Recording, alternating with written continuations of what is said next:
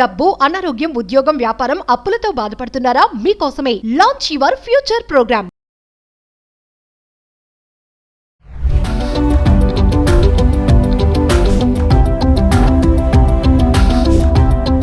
Hi hello నమస్తే, welcome back to Suman TV. ప్రస్తుతం మనతో పాటు ఉన్నారు doctor Girija garu, anaesthesiologist, fitness and health coach. మేడంతో మాట్లాడదాం. నమస్తే మ్యామ్.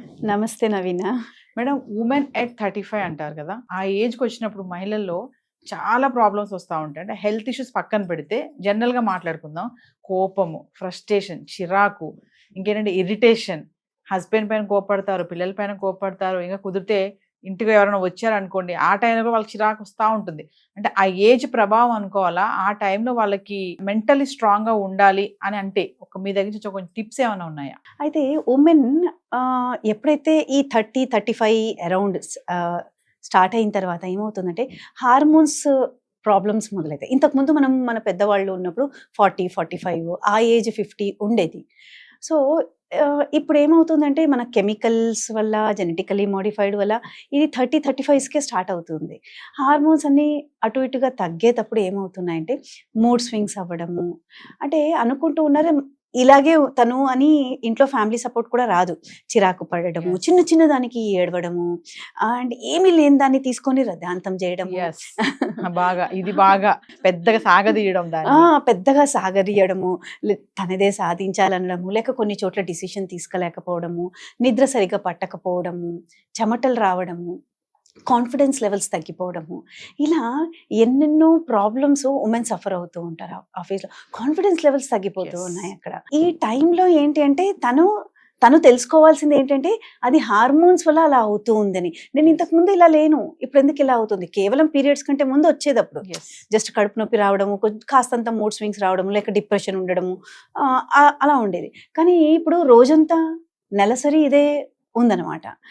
ఇంట్లో వాళ్ళు అబ్బా మీ అమ్మ ఇంతే అని పిల్లలకి చెప్పి విసుక్కుంటా ఉంటావు, చిరాగ్గా ఉంటావు, ఎందుకు అలా అవుతున్నావు, ఎందుకు ఇలా తయారయ్యావు అని చెప్పి హస్బెండ్ కూడా తన పైన మాటలు అంటానే ఉంటారు. తను కూడా అర్థం చేసుకోవాలి కదా మేడం, అంటే తన ఏజ్ ఇప్పుడు ఇలా ఉంది, సో మూడ్ స్వింగ్స్ ఉంటాయి, తన హార్మోన్స్ ప్రభావం అనేసి తను కూడా పట్టించుకోరు. అని కొంతమంది ఉన్నారు అలాంటి వాళ్ళు. ఇటు తను భర్త, ఓ పక్కన పిల్లలు కూడా మేడం, ఏంటి అసమాటు కోపడతావు, అరుస్తావు ఎందుకు, మెల్లగా మాట్లాడొచ్చు కదా, రిలాక్స్ గా ఉండొచ్చు కదా, ఎందుకు అంతా నువ్వే చేస్తున్నాను ఫీల్ అయిపోతావు అని పిల్లలు కూడా అంటున్నారు. కరెక్ట్. మరి ఇక్కడ ఏమవుతుందంటే తనకు తెలియదు ఏమవుతుంది అని తెలియదు తనకి. అట్లీస్ట్ తనకు తెలిస్తే తన ఫ్యామిలీ మెంబర్స్కి చెప్తుంది, నా ఏజ్ ఇలా అవుతుంది, సో నాకు హార్మోన్స్లో డిస్టర్బెన్సెస్ వస్తున్నాయి, నాకు ఇర్రెగ్యులర్ పీరియడ్స్ స్టార్ట్ అయ్యాయి, అందుకు నేను ఇలా ఉన్నాను, మీరందరూ ఫ్యామిలీ మెంబర్స్ నాకు కోఆపరేట్ చేయండి, నేను ఇన్ని ఏళ్ళగా నేను చేస్తూ వస్తున్నాను, ఇప్పుడు నా హార్మోన్స్ ఇలా అవుతున్నాయి కాబట్టి నాకు మీరు అర్థం చేసుకోండి నన్ను అని ఎప్పుడైతే తను చెప్తుందో అప్పుడు ఫ్యామిలీ మెంబర్స్ నుంచి కాస్తంత ఒక 5%, 10% ఓ మా అమ్మ దాని వల్ల ఇలా అవుతుంది అని అనుకోవడం జరుగుతుంది. అయితే ఈ టైంలో తను ఏం చేయాలి అంటే ఇన్ని రోజులు ఫ్యామిలీ కోసము, పిల్లల కోసము, భర్త కోసం, పని కోసం ఇలా అందరినీ ప్రయారిటీ చేసుకుంటూ వచ్చింది. ఇప్పుడు ఏం చేయాలంటే ఈ పీరియడ్లో ఎప్పుడైతే మూడ్ స్వింగ్స్ ఇర్రెగ్యులర్గా స్టార్ట్ అవుతున్నాయో, ఎప్పుడైతే యాంగ్జైటీ లెవెల్స్ స్టార్ట్ అవుతున్నాయో, గుండె దడదడ కొట్టుకోవడం మొదలవుతుందో, నిద్ర సరిగ్గా పట్టట్లేదు అనేది, ఇవన్నీ ఉన్నప్పుడు ఏంటంటే తన గురించి శ్రద్ధ తీసుకునే సమయం మొదలైంది అని అర్థం. అది అంటే మహిళలు పనిలో పడి, బాధ్యతల్లో పడి, పిల్లలు, భర్త, అత్త, మామ, ఆడపడుచు, ఇవన్నీ అంటే ఇన్ని సిగ్మెంట్స్ ఇప్పుడు ఈ మధ్యకాలం లేవు అనుకోండి, కానీ కొంతమంది ఉన్నారు మేడం ఇంకా అలా చూసుకునే వాళ్ళు. అంటే అందులో పడిపోయి మన పైన మనము ఇంట్రెస్ట్ పెట్టట్లేదని అనొచ్చు అంటారా? డెఫినెట్లీ మనం ప్రయారిటైజ్ మన గురించి మనం మర్చిపోయేసాము. ఇంట్లో అత్తగారు, ఇంట్లో భర్త, ఇంట్లో పిల్లలు ఆడికి అయిపోతున్నాయి. ఇప్పుడు పనికి కూడా వెళ్తున్నాం కదా మనము, మొదలైపోయింది. అందరూ వర్కింగ్ ఉమెన్సే, ఆల్మోస్ట్ 90% వర్కింగ్ ఉమెన్, 10% ఇంట్లో ఉంటున్నారు. ఇంట్లో ఉన్నా కూడా వాళ్ళు వేరే బాధ్యతలు తీసుకుంటూ ఉన్నారు. సో ఇలా ఉన్నప్పుడు ఏమవుతుందంటే వర్క్ ప్రెషర్స్ స్టార్ట్ అవుతున్నాయి, ఇంట్లో ప్రెషర్స్ స్టార్ట్ అవుతున్నాయి, అందరి నీడ్స్ సాటిస్ఫై చేయడంలో తన్ని తాను మర్చిపోతుంది. అక్కడ స్టార్ట్ అవుతుంది ఇష్యూస్ అన్నమాట, ఈ హార్మోనల్ ఇష్యూస్.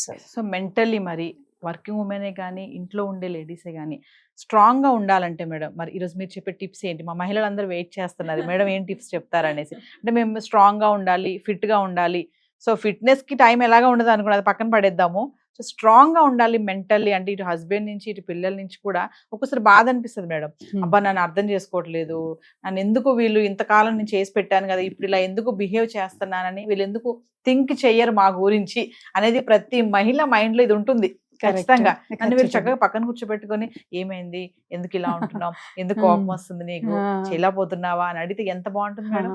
మరి ఒక్కసారి మరి మన లేడీస్ కి చెప్పండి ఎలా స్ట్రాంగ్ గా ఉండాలి. ఎలా స్ట్రాంగ్ గా ఉండాలంటే మొత్తం ప్రపంచాన్ని నేను మోయట్లేదు, నేను మాత్రమే మోస్తున్నాను, ఇంకా మిగతా వాళ్ళు ఎవరు కాదు, నేను మాత్రమే ఇంపార్టెంట్. సో నా గురించి నేను కొంచెం ఆలోచించుకోవాలి. పొద్దున్న లేస్తూనే ఒక అరగంట మన కోసం మనం స్పెండ్ చేసుకునేలాగా మనం ఎప్పుడైతే రోజు కేటాయిస్తామో అప్పుడు మనము చాలా మెంటలీ స్ట్రాంగ్ అవుతాం. అయితే ఆ టైంలో ఏం చేయాలి, ఆ హాఫ్ అన్ అవర్ మనమని తీసుకున్న టైంలో మనము ఒకటి భగవంతునికి మనకి ఇంకొక రోజు బ్రతకడానికి అవకాశం ఇచ్చినందుకు కృతజ్ఞతలు చెప్పుకోవాలి. అయితే మన శరీరాన్ని మనం ఎంత కష్టంగా ఉన్నా కూడా అది పనులు చేయడానికి సహకరిస్తుంది. ఈ శరీరాన్ని ప్రేమించాలి మనం. అండ్ అలాగే మనము అద్దంలో చూసుకొని మనం ఎలాగో అమ్మాయిలు మనం చేస్తూ ఉంటాం, మనం బాగున్నాము ఎక్కడ అద్దం కనబడితే అక్కడ ఆగిపోతాం. సో దాన్ని చేసుకోవాలి. అంటే అదే పనిగా మనం ఉండి నేను చాలా బాగున్నాను, చూడు ఇలా ఉన్నాను ఇలా ఉన్నాను అని చేసి అలా అనుకోవాలి. ప్లస్ మెడిటేషన్ చేయాలి. ఒక 5 minutes మెడిటేషన్ చేస్తే చాలు, ఎక్కువ అవసరం లేదు. అండ్ మళ్ళీ ఇంకా మిగతా టైంలో ఏంటి అంటే అఫర్మేషన్స్ రాసుకోవాలి.